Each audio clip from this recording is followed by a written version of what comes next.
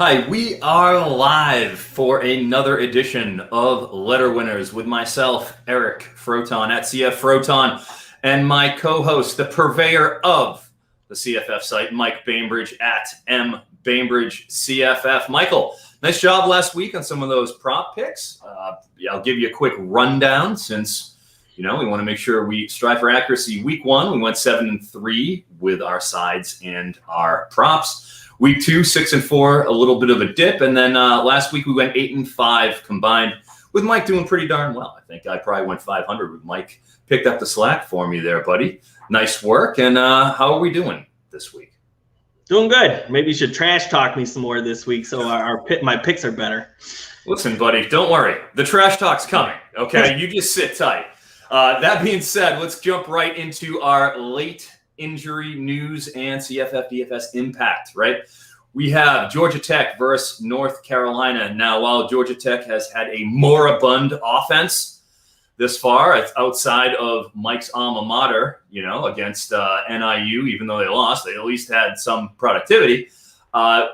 Jordan Yates, I believe nephew of former UNC star quarterback TJ Yates, is rumored to be starting. Mike, do you have any insight on that for us? I wish I did, but this is one of the worst offenses in the ACC, so I tend not to put all my focus on those types of offenses. So no insight right there. No insight, buddy. But in a game where UNC's defense seems to turn the regular into the spectacular, you always want to kind of be aware of that and to be checking out, because Jordan Yates was actually pretty efficient in his first start. Obviously, against Clemson wasn't so great, but against UNC, I'm willing to take a look at everyone. Otherwise, moving on, Ainias Smith, a consequential player, is questionable. Looks to be a true game time decision against Arkansas. It was a concussion last week. So, hey, protocol, maybe not. That looks like it's going to have to be see if he's out there for warmups. Also, Caleb Chapman, who is probably the number 2 receiver, has been ruled out. Mike, do you have any insight on who you think picks up the slack over there in Texas A&M? Yeah, I think Ainias Smith is going to play today. So that would downgrade Moose Muhammad III, who played in the slot last week in Smith's spot once he got injured. Caleb Chapman and Hezekiah Jones are both out. So it would seem that Chase Lane and former 5-star recruit, Damon Demas, would start on the outside. So those would be your 3 starters with Smith and Demas and Chase Lane. Not really going to roll them out this week against a really good Arkansas defense, but those would be your 3 starters. Absolutely. It looks like it's life in the Chase Lane. This week. That's right, Michael. Here we are. We'll try to run through a few more here in rapid succession. Jax Dart, unfortunately, just announced meniscus surgery, out for an extended period of time. Looks like Keaton Slovis, who's been practicing all week and is fully recovered from that neck injury. His play has been a pain in the neck injury thus far, but, here we are. We're going to also, David Bell, a very consequential player for Purdue, in concussion protocol, a game time decision this week. There's 2 players with concussions. Usually with a week in between, you expect them to play, but hey, it is what it is. CJ Stroud is relegated to emergency quarterback duty. Big time spot here for CFF purposes between Kyle McCord or Jack Miller. Mike and I happen to be on the opposite sides of this play, where I have Kyle McCord in our Dynasty League. He has Jack Miller. Mike, can I get your slanted take on some of this news items? Well, I don't think you're too happy with me when I rejected your Jack Miller trade because I didn't get a response from you. Yeah, I'm not sure. I mean, I think Kyle McCord's going to be the guy to start today, but the expectation is we're going to see both quarterbacks against Akron. So really curious to see how both of them perform. I really counted Jack Miller out. The reason I picked him up is because I thought he'd probably start at some other school down the road. Yeah, I think we'll see both quarterbacks today. And I wouldn't count Jack Miller out quite yet in that competition. But yeah, I think they both should have success against Akron this week.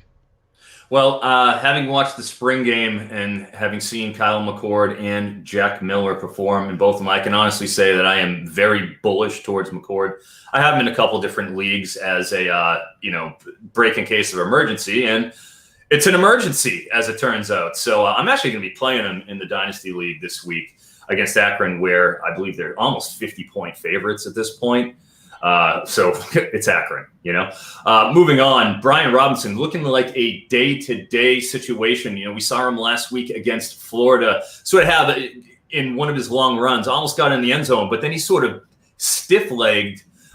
His legs straightened out and he took a step, and you could see him visibly wincing. He did return to the game, but in a relative cakewalk against a listless Southern Miss team. It could be Jace McClellan / Tre Siggers / Roydell Williams time. I think you could see a pretty good dose of all three. Austin Jones is out this week officially for Stanford. They're playing UCLA. Nathaniel Dell, in his absence, broke a big one down the left sideline and really, opened up some eyes. It thought, potentially it could be E.J. Smith, Emmitt Smith's son, who could be that number 2. But it looks like Pete has strongly taken the reins of that pitcher situation. Lastly, you have Jaden DeLora, another game-time decision against Utah's tough defense. Looked good in the first half against USC last week. He accounted for all 14 points that Washington State scored. He was only 10 of 19 for passing, so he wasn't particularly efficient, but he did make the throws when he needed to, was particularly locked on to Calvin Jackson. If he doesn't go, it's looking like a two-man race. Is it going to be Cam Cooper, who also came in right after DeLore left, and he departed as well last week? Or is my favorite 2020 quarterback to bet props against, Jarrett Garantano, former Tennessee transfer, top 10 QB out of the 2017 class? Will one of those two take it? Mike, do you have any takes on these particular issues? Avoid at Washington State. I just don't want to.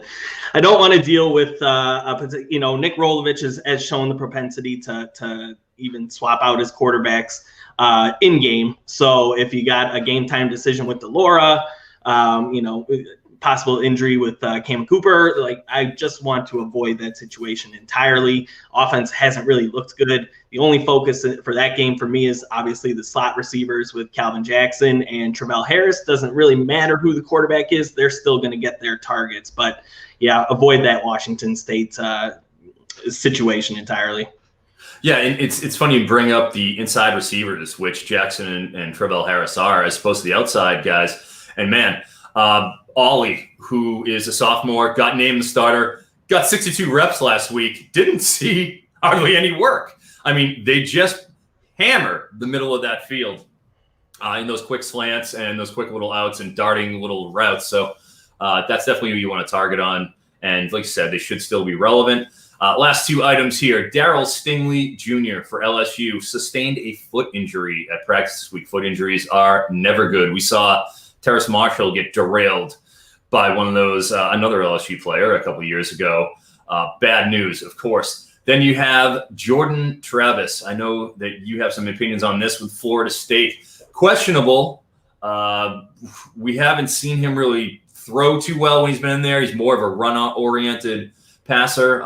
The offensive coordinator, Kenny Dillingham, came out this week and had some real, disparaging things to say about the wide receivers lacking separation. Ontario Wilson, Malik McClain, who is a promising true freshman, they're not really getting the job done out there. We only seen really one time that Ontario Wilson caught a long pass. Other than that, it really hasn't been much explosiveness out of their passing game. They've had to lean on Deshaun Corbin and redshirt freshman Treshaun Ward, who's really come along this year and kind of taken over Lawrence Toafili, who was the number 2 back last season. Do you have any opinions on these two situations and how it will affect those two games, especially LSU and Mississippi State, which could be a major shootout? Yeah. Starting with LSU, I think Stingley being out, and it sounds like he's doubtful. I wouldn't expect him to play, but, Mississippi State's going to throw it 50 times this week. It should be a shootout. And I think that Stingley being out only helps Malik Heath and Mekhi Pope, who play on the outside. Both of them are seeing 10 targets a game relatively. So that should help their value this week if Stingley's out. With regards to Florida State, I think we had this conversation last night. I don't think we have clarity as to whether Jordan Travis will play or not. I know he's on Prize Picks right now at 139.5 passing yards. So I would like the under there if we get a notification that he's going to play because he's going to split time regardless with Mackenzie Milton. He's got a shoulder injury. Again, we're not sure if he's going to play or not, but just splitting time with that, I would like the under there. Sounds good. Yeah, I can't blame you for that, especially since, as you said, Mackenzie Milton is more of the passing option. And if that's the direction they're going in that game, then what reason do they have to risk Travis? Moving on to the sides, two of my favorite plays from this weekend. Buffalo -13 at this point over Old Dominion University, as we've seen with UConn, as we've seen with Old Dominion is the other example, really. Those are the two teams that didn't play, and New Mexico State, even though they played in the spring, but they didn't play in 2020. And with Old Dominion, you saw a mass exodus from their entire team, pretty much. I've been fading them as much as I can wherever we can. And with Buffalo playing extremely well against Coastal Carolina last week, gave them all they could handle in a 5-point loss. We saw their running backs really, really excel. Kevin, obviously their number one running back, Kevin Marks, he only had 64 yards on 20 carries, but you saw Dylan McDuffie pick up the slack, 15 carries, 92 yards, a touchdown, as well as Cook Jr., who is their passing down specialist. He also ripped off a nice long run and caught a few passes. So with Maurice Linguist, former defensive coordinator from Michigan, really tightening up that ship.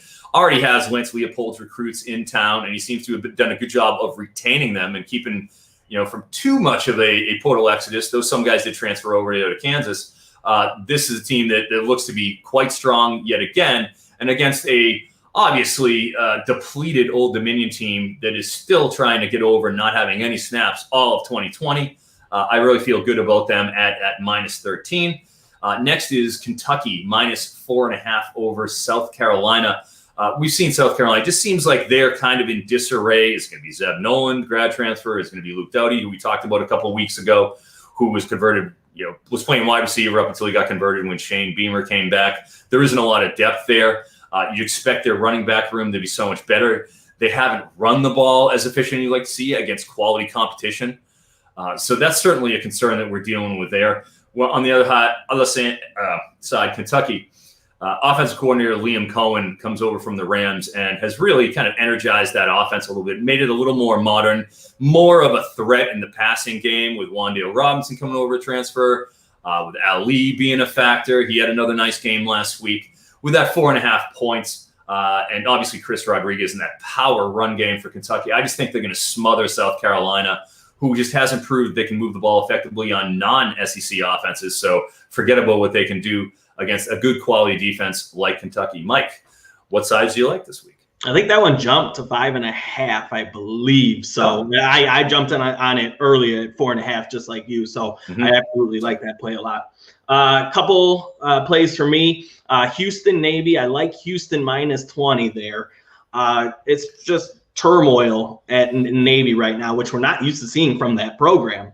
The athletic director, after the week 2 game, fired the OC, longtime OC. Then head coach Ken Niumatalolo pleaded with the AD to bring the offensive coordinator back because they have a good relationship. Now he's back as the quarterback's coach, but just a lot of turmoil from a program that we're not used to seeing in disarray like this. Navy has scored 2 touchdowns in the last 5 games. 5 games, 2 touchdowns. So, Houston's got some question marks with the quarterback situation. We don't know for sure if Clayton Tune's going to play this week, but their backup played well in relief last week. They newfound running game, which I know you're going to talk about Houston's running back later on in the show. So give me Houston to blow out Navy this week. My second play, Boston College against Missouri. Wasn't initially going to touch this. It's it started the week at 1.5 in favor of Boston College. Or let's see. I think I might have that line wrong, but I think it started -2 in favor of Missouri. Yeah, so that has flipped towards Boston College this week, and just Missouri traveling to BC. Early start time, so the crowd won't be a factor, but they do have to travel up to the Northeast. The Missouri run defense. Okay, so you allow 174 yards in week 1 to Central Michigan. They have Lou Nichols, understandable. They allowed 374 rushing yards to Kentucky in week 2. Again, Chris Rodriguez, very talented running back, somewhat understandable, although not good.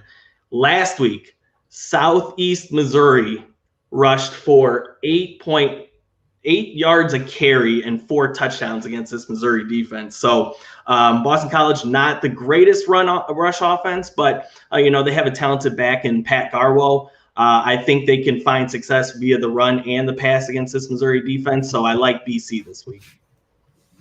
I'm actually on the other side of that. I like Missouri, Michael. So here we go with the contrarian play. Okay, yeah, Southern Missouri, sure, they ran for that. That's an option team. They threw for like 40 yards. Of course they had to run for something, okay? That's going to happen. I watched the entire BC Temple game last week. I know. I was expecting, we both saw Grossell throw for 520 yards in the final game last year when he had to go and sub for Djokovic. He was a catastrophe against Temple last week. Absolute catastrophe. This is an offense that Frank Cignetti, offensive coordinator, NFL, guy who comes down with Jeff Hafley. This is an offense that was built around Phil Djokovic. All right. This wasn't Steve Adazio's offense where they just ran the ball every time. This was built around Djokovic's arm. And now they have to establish a new identity by saying, all right, we're just going to run Garwo, that mid-carder, out there, 20 times a game. When they're changing their entire philosophy in a week. Against Temple, they scored 21 points quick, and then the Temple defense adjusted, and they didn't even get a first down in the second half until midway through the fourth quarter. They simply did not look good. Grossell drastically underthrew. Zay Flowers running bare naked on the right sideline, but it was 5 yards open. He couldn't even complete that. Overthrew the tight end who Trey Barry didn't play last week either. I'm not sure what he's doing this week, but he didn't play. Drastically overthrew his tight end, almost had a pick, should have been a pick. I was not impressed by what I saw by Grossell at all last week. I'm taking Missouri in the points. Let's have a little friendly on that one, Mike, shall we? I'm in. Why not? All right, sounds good. Moving over to DFS. My core 2 plays for the main slate. Zach Evans last week finally got the kind of load we've been waiting for out of Zach Evans. He got his 20 carries, got 180 yards. He ran for a touchdown against a decent Cal defense. Decent. Who knows with Cal? I know. But Justin Wilcox is the coach, defensive mind. It's what they want to be as a defense-oriented team. Loved what I saw from him. They're playing, obviously, SMU this week, who is shown to be extremely porous when it comes to the defense. They're just outscoring teams behind Tanner Mordecai, Three-Finger Brown, former MLB Hall of Famer. Next, Logan Bonner, Utah State, $5,600. That is a flagrant pricing. Okay, I know that Peasley comes in a little bit and he spells a little bit. We're talking about Utah State versus Boise State. We saw what Dylan Gabriel, RIP, did against Boise State in that comeback victory. He sliced them up the whole second half. As soon as they figured out what they were doing on defense, went right after him. And sincerely, with Utah State, Blake Anderson coming in, who's an excellent, accomplished head coach, wants to throw the ball all day, all night. Very, very excited to see Logan Bonner at $5,600. He's going to be a core play for me in all my lineups. Michael, your core plays. Just a note on that one, that over-under is at 70, so I love that play. Just double check on Logan Bonner's health status. I believe he got nicked up, and that's why we saw Andrew Peasley last week. I don't remember if Bonner came back in or not, but just double check his status before we enter him in our lineups. But I do like that play if he's fully healthy. I touted Boston College earlier, but I love Tyler Badie this week. 4th nationally in yards from scrimmage. He's got 15 plays already of 10 yards or more. If BC somehow shuts him down on the run, he's a prolific receiver out of the backfield, 15 receptions on 19 targets. In PPR formats, he is a spectacular play. So really like him regardless, just to get 20 points, whether via the run or through the air. Next, Kayshon Boutte for LSU. It's going to be high flying back and forth pass offense for LSU versus the air raid for Mississippi State. And we talked about Boutte last night, how I believe Mississippi State's going to try to employ a similar defensive strategy that UCLA showed in week 1, which they were sending different blitz packages to try and harass Max Johnson, the LSU quarterback. I think if they're successful in that, that'll lead to a lot of shorter dump offs, which favors Boutte. And he had 13 targets that week versus UCLA. So I think he can hit double-digit targets again this week. So I really like that play in the stack with Max Johnson. Certainly. And with Badie, the way he got his initial reps as true freshman was behind Larry Roundtree. And he was that passing down, change of pace back, kind of more all-purpose. Now that he's carrying the mail all around, he's just become a complete back. And I certainly agree with that. And as we mentioned, we talked about him last week. He was only like $4,600 last week. A complete mistake in terms of how they priced him. He's been right-sized at $6,900 for this week. In the bargain plays, Tre Siggers, SMU, got the exact same amount of snaps as carries as Ulysses S. Bentley, the famed Civil War general himself, did last week. So at $3,700, Siggers, under 4,000 for this slate, getting the same amount of reps. Looks to be kind of a timeshare at this point, and he performed well. He had over 50 yards rushing. It seems like SMU kind of souring a little bit on Bentley. At $3,700 for a Hail Mary play, if he's going to get 15 touches, then great. Throw it out there. He's the dart throw. $3,700, great. Next, Isaac Guerendo, Wisconsin, one of the fastest players on the team, despite the fact that he's 6 foot, 218 pounds. You saw him shoot through the line like a bullet last week or 2 weeks, whenever he was out there, and really made his presence felt. He was getting consistent carries in each of the games this year. Looks to be the number 2 back. I know that they say Jalen Berger is going to get some carries this week. I don't see any reason why they need to put Jalen Berger in front of Guerendo with the way he's been very effective as that secondary back behind Malusi. And Malusi's been getting a lot of touches. Maybe see that even out a little bit this week. And I really like Guerendo. You don't see that kind of a speed power package that often with a guy like him. And, he seems to be making good on his talents at only $3,500. We're in dice roll territory here. Michael, your favorite low shot plays? Mookie Cooper for Missouri, min priced. He saw his highest snap counts last week. It was a blowout, so maybe he doesn't see that high of snap counts this week. But 4-star prospect, the transfer from Ohio State, so he's probably their most talented receiver.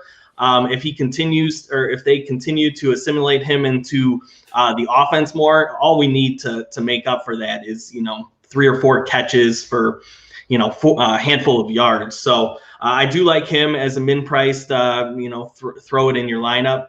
The other one's Jamire Calvin, probably the 4th option in the passing game for Mississippi State. But again, $3,300. He's going to see 4 to 5 targets and receptions each week, so he could easily pay off that salary. Yes, that game predicts to be an absolute bomb in terms of point scoring. We all know it was last year where they threw for like 1,050 yards between the two teams. So why not take a shot in there? On the evening slate, my core 2, Alton McCaskill, as mentioned. I don't know how he's still at $3,500, but that's absolutely flagrant. I'd love to sit here and put him as a bargain play. He's just too good. He needs to be a core play. Very highly touted recruit. Houston doesn't usually bring guys this talented into their room, so props to Dana Holgerson. And he was, very, very good last week. I got to watch with him. The kid's electric. The more carries he gets, the more productive he's going to be. As Mike mentioned before, Navy looks, hapless at this point. It's in disarray. And when you're talking about a team that is that low in terms of talent level, and they have to, rely on reps and experience and ruthless efficiency. We're not being efficient. That's bad news. And another core play, Kentucky's Wan'Dale Robinson. I'm waving my magic Wan'Dale this week. $6,000 versus South Carolina. And we've seen him just absolutely be peppered. He's an all-purpose weapon. They love getting him the ball in space. Every time he gets it, he seems to be able to rip off 20-yard runs. At $6,000, a very reasonable shot. And I don't love the wide receiver slate for this night. This night slate. So I mean, with a kind of mundane, it's basically Josh Downs way up top, and then you're getting into a little bit of conjecture with who you're going to be taking. I feel like Wan'Dale Robinson's a safe play, and at $6,000, you're not going to get blanked on him. So I feel pretty good about that. Mike, your evening core plays. Yeah, I agree with you. Wide receivers is a mess on the night slate. I'll talk about one with the cheap plays, but I'm going mid salaries or above for the wide receivers. I like starting with Ty Chandler. I like, had a huge breakout week last week with 198 rushing yards and 2 touchdowns against Virginia. I think they'll feature him again this week against Georgia Tech, their 11th ranked run defense in the ACC. The one disappointing thing is they're not using him as much as I expected in the passing game, which, he was an exceptional pass catcher at Tennessee, and I thought he would just thrive in this offense. I don't think he had a single target against Virginia last week, but who needs targets when you're rushing for 198 yards and 2 TDs? So I like him against Georgia Tech.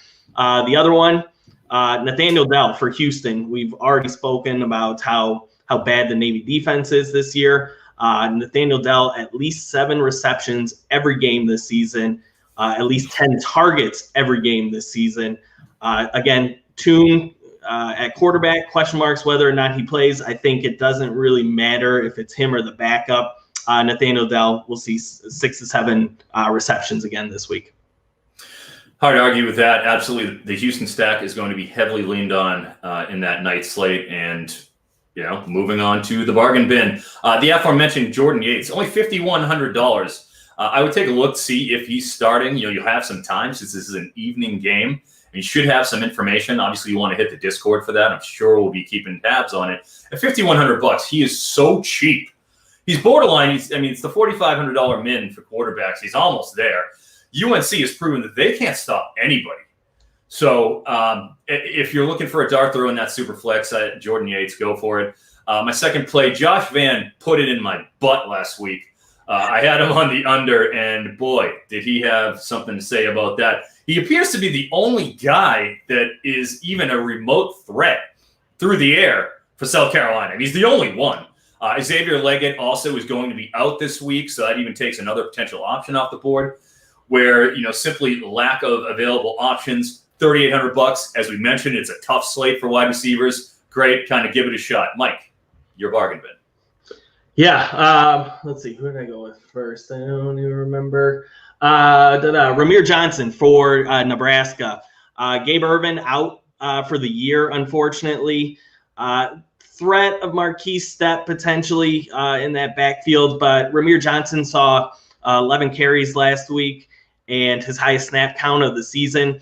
I'm not we've mentioned it already. There's not a lot of bargain bins, regardless of the position in this night slate. So and once we start getting later into the year, I really try and start to avoid the min price players. You can take advantage of that in week 1 and week 2, when the sites are still sleeping.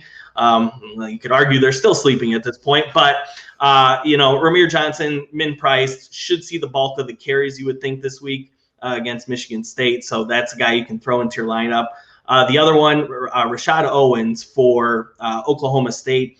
I don't have the exact up-to-date information on who's playing for Oklahoma State with their wide receivers, but it's just a mess. Guys in and out of the lineup each week. Rashod Owens had the most targets last week versus Boise State. So again, not somebody I'm extremely high on, but if you have 300 in space, that's a guy you can throw into your lineup. Certainly, and with Marquise Stepp, man, if he didn't get much run last week after Gabe Ervin went out, how much run can we reasonably expect him to get this week? At this point, it just becomes take out Ervin and put in Johnson. And like you said, it's getting thin on the min priced slate. We're going to next our prize picks. But before we get into our prize picks, we want to let you know we are giving out 20 copies of the new released Madden game. All you have to do is sign up for prize picks. Put in the promo code BETSPERTS, as you see right there at the bottom of the screen, and you will be entered in the running. We have 10 copies for Xbox, 10 copies for PlayStation. We're giving them out, so go out, get it. If you're in a place that accepts prize picks, I'm telling you, we've been doing this week in and week out, Michael and I, and there are some absolutely exceptional lines and some good values, which we'll get into right now, such as Avery Davis, Notre Dame, last week, explosion, had a big, long touchdown, I want to say about 60 yards, where he split the defense and it produced defense, of course, and managed to just shoot through that gap and score a touchdown. I actually recommended Braden Lindsey as one of my bargain bin plays. I knew it was going to be one of the receivers. Turned out it was Avery Davis. That being said, I feel like this is a sincerely overreaction to last week where he had 120 yards. But previously, if you look at what he had done, he's only crossed the 60-yard threshold twice, in this year and last year. I mean, when you're getting into those sort of numbers where you only cross that threshold 2 out of 13 times, that's an auto play. And plus, if you look at the big movers, they started at 65.5 for Avery Davis on DraftKings. He's down to 54.5. So you're getting about 8 yards of line value. That 54.5, I think, is a lot better than the 62.5. It's a lot sharper. So I'm playing that. Also, the aforementioned Logan Bonner, if he is playing, as mentioned, 215 passing yards. I mean, come on now. He's going over 215 passing yards, okay, if he plays. This is Utah State. It's what they do. It's their identity. And they're playing a Boise State team that's been fairly passive in the air. Michael, your favorite prize picks? Yeah, Cameron Harris over half a touchdown. Central Connecticut State. We talked about this again last night. Donald Chaney, the Miami backup, out for the season. Cody Brown didn't get much run. I think he steps in as the backup this week. Again, Central Connecticut State. Derek King's out, so they're going to be running the ball a little bit more, you'd think, this week. He can find the end zone. Next, Jake Bobo for wide receiver for Duke.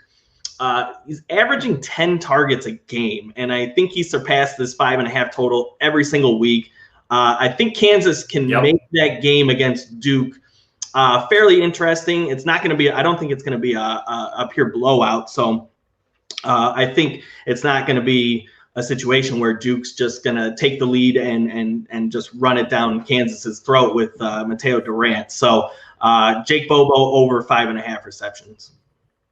Sounds good. I got no problem with either of those. I'd love to tell you if I did. But DraftKings, I'm going to go with Corey Kiner, over 50.5 rushing yards. I think that's a great deal considering, as we said, I expect there to be plenty of offense in this game. If LSU gets up, they're obviously going to hand it off. And Tyrion Davis-Price has proved that he is a nobody.